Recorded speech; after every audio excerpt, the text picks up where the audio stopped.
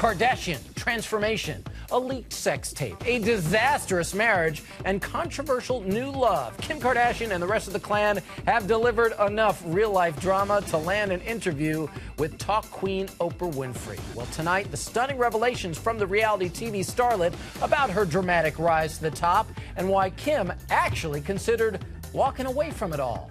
It is just great to have with us tonight actor John O'Hurley, who is now the spokesperson for Usage Survey, a cholesterol survey conducted in the U.S. And with us from Atlanta tonight, Jen Hobby, co-host of The Burt Show. So, guys, as we have seen, as the world has seen, some of the best and worst moments in Kim Kardashian's life have played out before our very eyes. And on Oprah's next chapter, Oprah asked Kim if she has any regrets. Watch this. I mean, I've obviously made plenty of mistakes in my lifetime, but I'm not the type to sit and beat myself up over it. If a real lesson was learned, I'm so okay with having experienced that.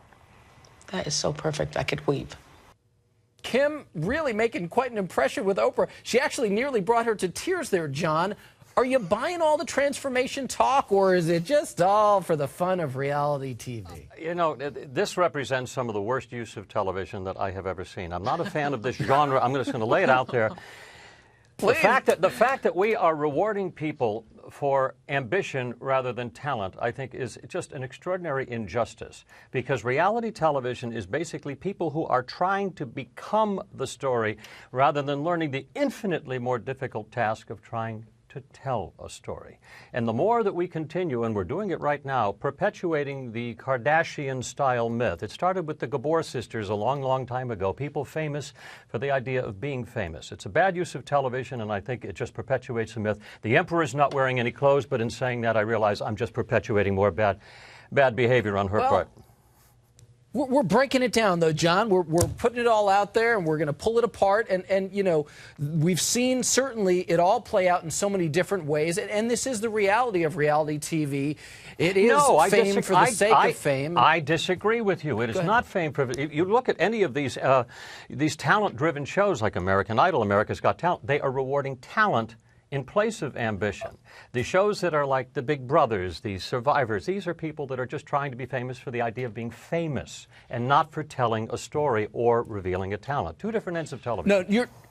No, absolutely. You're not getting an argument from me there at all. But what I'm saying is, as long as it does exist, we're seeing the way it does play out, including that 72-day marriage that Kim had to Kris Humphries, divorce deposition set for next week with Kim and her ex, Kris. And while Kim has apologized publicly to her fans, Oprah did ask, what about Kris? I want to watch that together. When you say I apologize to anyone whom I might have hurt, are you talking about Kris?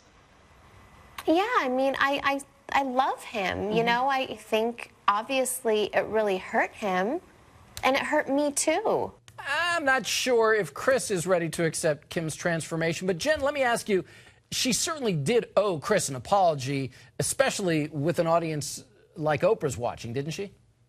Well, I guess so, you know, and Oprah was asking pretty poignant questions about what they went through and what they were feeling at the time. And I think, you know, it was a pretty genuine apology there. Now, I will agree with John and ask him to think about, you know, what does this say about us as human beings and as a culture, that we really are into these stories. It's like a real-life soap opera that we're getting into, especially with Kim Kardashian. Yeah, with the difference of the fact that we are no longer employing writers. Remember, Shakespeare once said the play is the thing. It's never about the people or the actor or the producer or anybody. The words, the play are the thing. And we've gotten so far away from this, and I'm sad that we are teaching a generation of young people that stories are not important. And I think that's the grave mistake here.